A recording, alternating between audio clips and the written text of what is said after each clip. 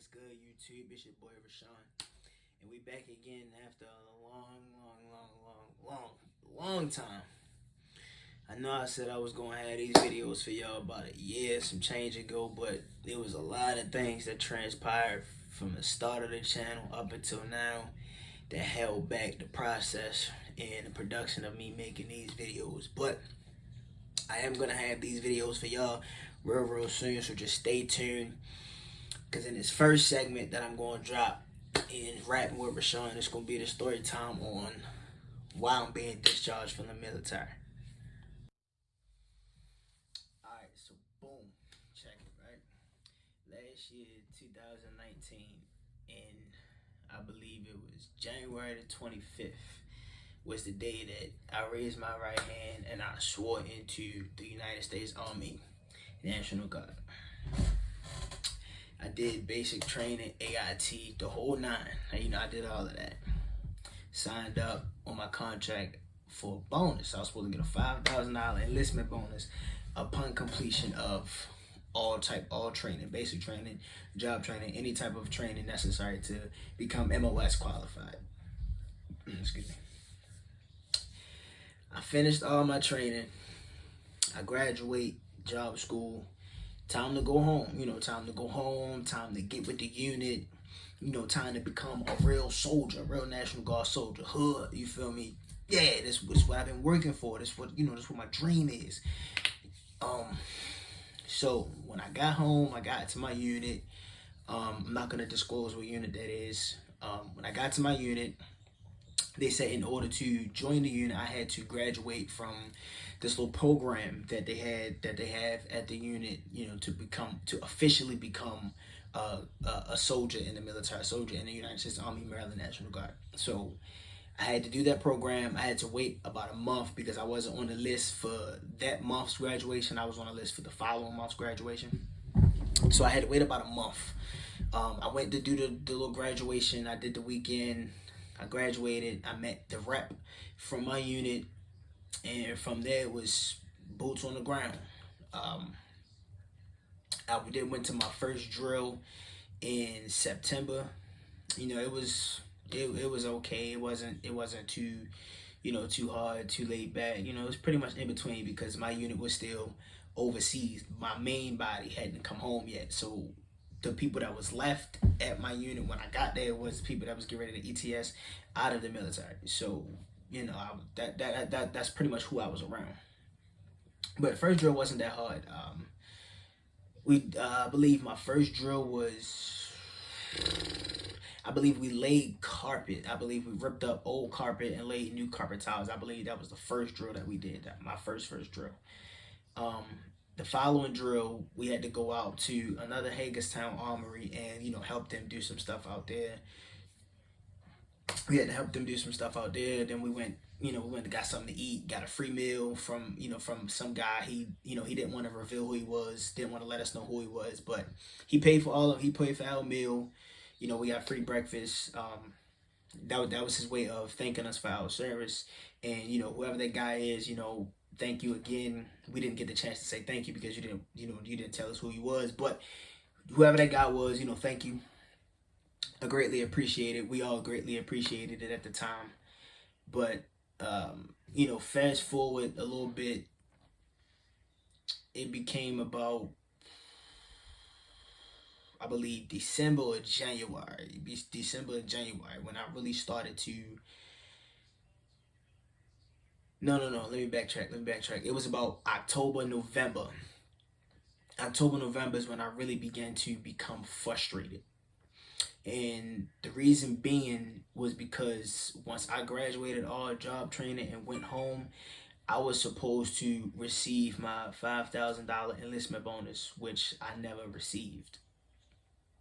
I was told a bunch of different stories that, oh, you'll get it after your first drill, you'll get it after your first PT test, it's supposed to be 90 days, I was receiving just a whole bunch of different stories.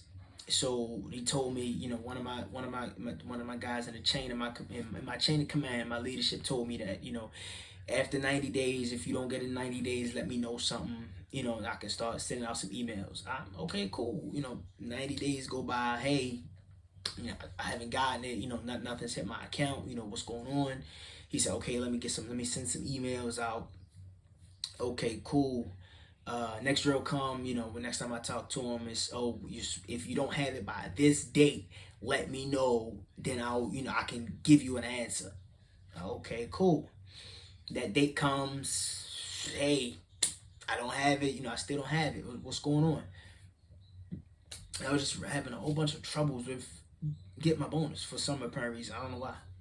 And everybody that I graduated AIT with, that was, National Guard, Army Reserves, everything else, they had all gotten their bonuses. So I'm like, they got theirs. Why I ain't get mine yet? Like, what's going on? Like, I'm not hating. I'm not jealous of them. Let my brothers and sisters get your money. But why am I not getting mine? We all graduated at the same time. Granted, we are not at the same unit. We're not, in the same state. But we're all pretty much under the same jurisdiction. Why am I not?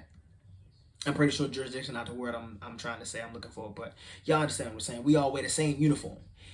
Why I don't have my bonus yet? You know what I mean? Like, I'm trying to get my money. I'm trying to get a car. I'm trying to move out. I got kids. To stand a third. I got my boys. Yeah. So I'm just pretty much just trying to figure out why I ain't got my bonus yet. About another month in, I started to realize, I let them know that, hey, on top of me not getting my bonus, I'm also not receiving no drill pay. No drill pay has been hitting my bank account. So what's going on? Like, where's my money? What's going on? So from September to January, I was not getting paid. I was going to drills and not receiving no pay for it. My dad was waking up 4 or 5 o'clock in the morning to drive me all the way to my unit for me to spend the weekend there. Sometimes, go there, come back, go there, come back, go there, come back. And I'm not getting paid. I'm, requesting time off of my full-time job. I'm missing time from work to go out here to do drills, and I'm not getting paid. I'm missing time from my work, from my guaranteed job that I could be at making money, getting paid for, to come out here and to not get paid. So I'm letting my chain of command know, and everybody in my leadership know that, I'm not getting paid, and I want to know, why am I not getting paid? Like, I need an answer. I need some answers here. I'm getting real frustrated. This is still before my main body comes home. Nobody's able to give me an answer from about October to December. A couple months. You understand what I'm saying? Nobody's able to give me an answer. So about maybe the middle, close to the end of December, is when I start to get some type of answers. They say, oh, you have a debt. I'm like, what debt? What are you talking about? I turned in everything before I graduated basic training. I turned in everything from AIT, which the only thing I had to turn in AIT was my PT mat, my bed sheets, my pillow covers, and my PT belt. That was it. That's the only thing I had to turn in from AIT, engineering school. That's the only thing I had to turn in. So I'm like, what debt? What are you talking about?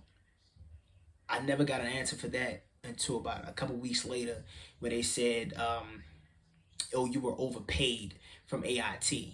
From you were still on active duty orders, you were still getting paid from this date to this date. I believe the dates were July, I think it was July the 11th or July the 15th until about the 23rd or something like that. I don't know. I can't remember the exact dates that it said it was, but I said, how can I be overpaid for those dates?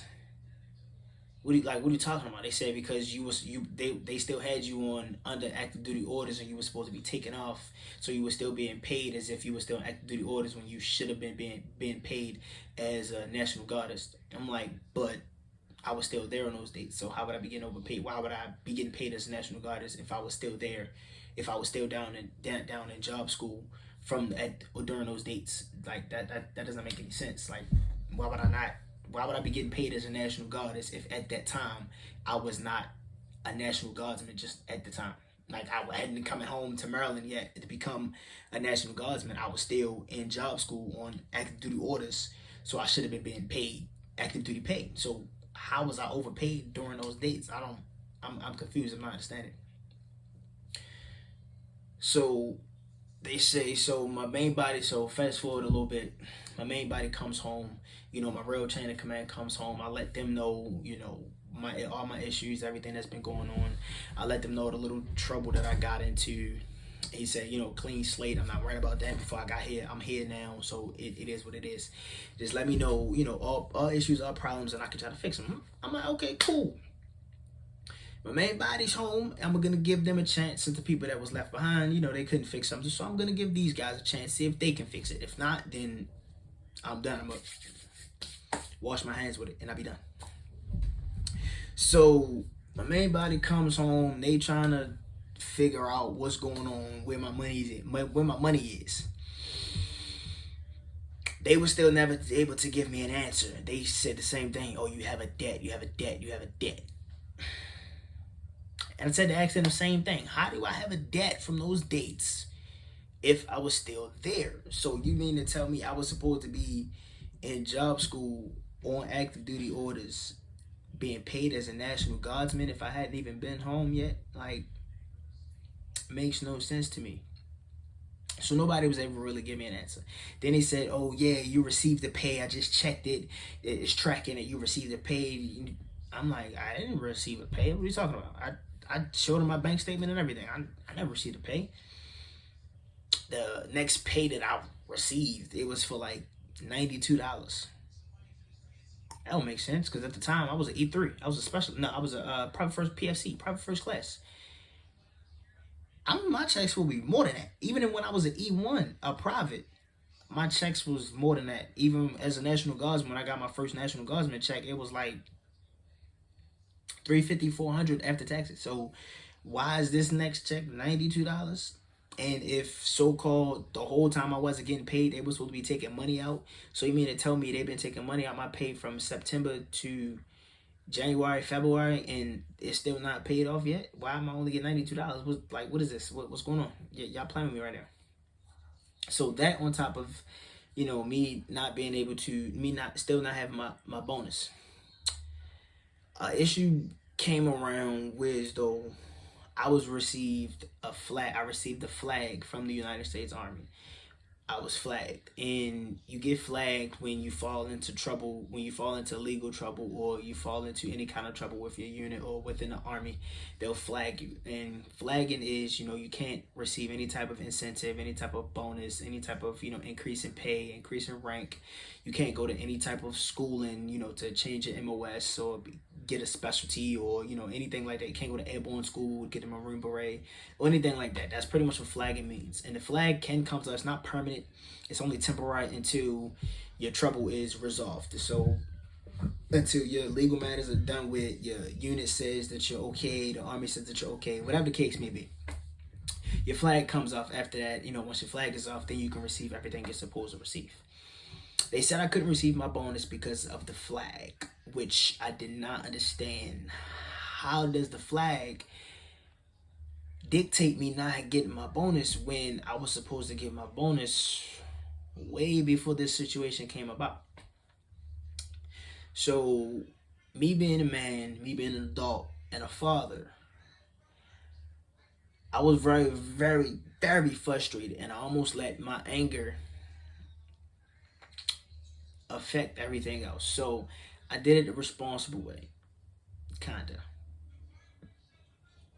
COVID hit, so we didn't have to actually go in to do drill. Everything was done virtually from home on the computer, training classes and stuff like that. I did those, still didn't get paid. We had virtual drill for about 2-3 months, something like that. Never got paid. I got paid for one of them. I think it was like $93 or something like that. That was the $90-something pay that they said I received. That was the only pay that I received. So after that, the following drill came up. I was supposed to go to drill, but the schedule that I had different dates than what the updated schedule had, and I never received the updated schedule. So I was not able to get off. And at the time, I didn't have no time to, call out and just go to drill. And working at Home Depot, if you don't have any type of sick time to cover your shift when you call out, you can receive a final and you could possibly be fired. So I wasn't about to risk my full-time guaranteed job to call out and go to drill where I probably was or probably wasn't going to get paid, or probably going to be less than $100. So that wasn't going to happen. So I tried to explain that to them and, ask for, I forgot what the word is, but see if I could come in, see if I can get some makeup days to come in, since I wasn't going to be able to come in, because of, the scheduling error. My chain of command pretty much said, well, you received the updated schedule last drill. And I told my direct leader in command, how can I receive an updated schedule if everything was virtual? I never had to go there. Nobody went there. How did I receive an updated schedule? So I sent in the schedule that I had. And he understood, but the people above him didn't understand. They pretty much said, well, if you don't show up, you're going to get AWOL. I said, well, I'm not calling out of work because I may or may not get fired, and I'm not chancing that. So I'm just not going to be there.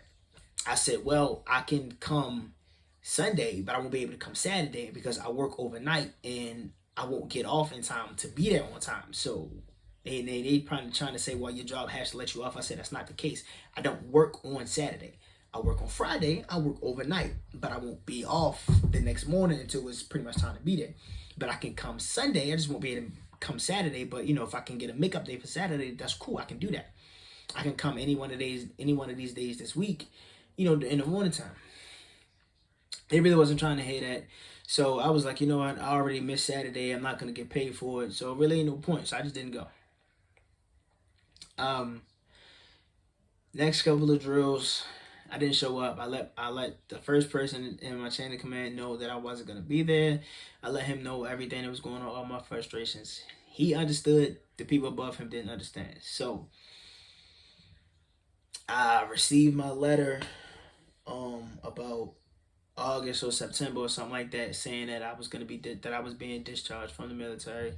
I was receiving I would be receiving a general discharge with no negative comments or anything like that. I'm like, okay, cool beans. Next thing you know, I receive a phone call from the AWOL unit claiming that I was AWOL. And I let them know. I said, well, here's the thing. How can I be AWOL if I already received my letter that I was being discharged?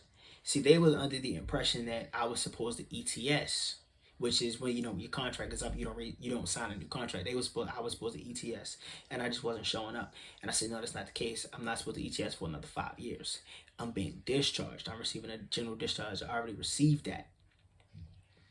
He said, well, if you can email me a copy of the letter that you received, and we can figure this out. We can solve this quick, fast, and in a hurry. I said, no problem. You got it.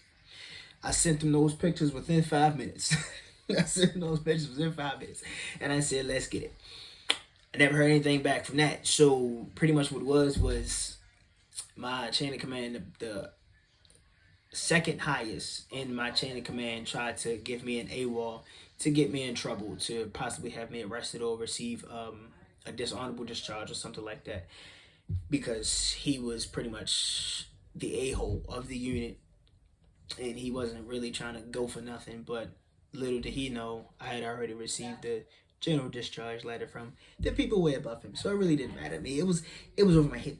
It was above me at that point. You feel me? It really didn't matter to me. So pretty much, so after that, the reason being why I'm being discharged is because I was not getting paid for months and months and months, and I never received my bonus. So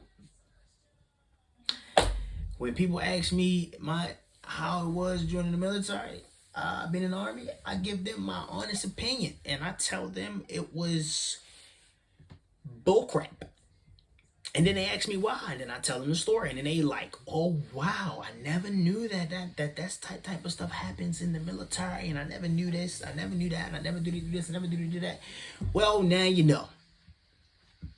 So when people ask me, should they join the military, I give them my honest opinion. I don't just say, oh no, don't join the military. No, I don't do that. I tell them, I said, honestly, do I think you should join the military? No, I don't. But if you do decide to join the military, I think you should have in mind the type of job that you want to do, maybe where you want to go, and you should get, you know, your fitness standards up to par.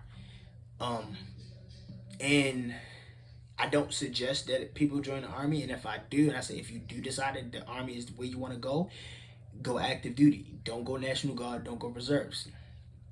The reason being, you know, being in the reserves, being in the National Guard is fine.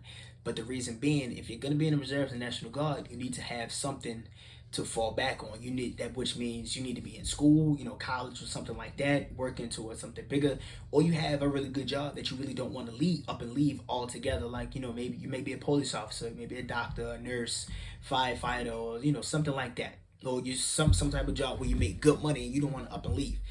That's where the reserves and National Guardsman comes into play. But you can get a full-time job as a reservist or a National Guardsman. You can do that. You know, which is called AGR, Active Guard Reserve. You can work full-time. Monday, I believe it's Monday through Friday or something like that, or Monday through Saturday or something. I'm not 100% sure because that's not what I was. I was the weekend warrior, as they like to call us. I was a nasty girl, as they like to call us. You know, National Guard, they call them nasty girls, weekend warriors, part-time soldiers. You know, they call us all of that. But it's all fun and games. It's all in love because we are all the same people. We all go through the same training at the same time. We all do the same thing. We all wear the same uniform, all for the same reason. So, you know, nobody takes offense to it, nothing like that. But we make a lot of jokes about the Air Force and the Navy and everything, how they soft, and, you know, their PT standards are really low and they don't do PT and they this, they that. But all in all, from what I've seen during training and stuff like that, the Air Force treats their people better than what everybody else does. Air Force treats their people better. Yeah, so if you want to join the military and you're not sure what branch you should join, I say study a lot. Study the ASVAB a lot. Take some classes to enhance your knowledge and join the Air Force, man. Like, join the Air Force. I'm not gonna lie, join the Air Force. But if you do want to join the Army, go for it. Go active duty though. Well, people ask me all the time, Rashawn, would you ever think about re-enlisting or getting back in? Heck no. I would not.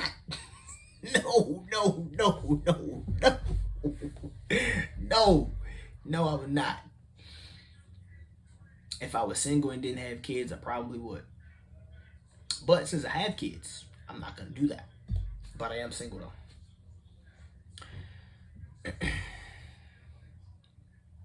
So yeah, I mean, so pretty much that is really what it all boils down to.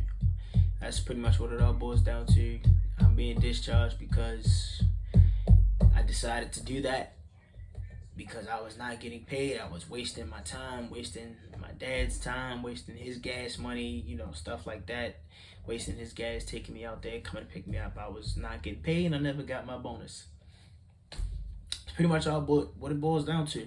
So, if you like this story, you like this video, give it a like, give it a thumbs up, thumbs down. If you didn't like it, leave a comment below. Let me know what you think. Let me know what you thought. Subscribe to the channel and just stay tuned for the next video. It's your boy, Rashawn, and we checking out.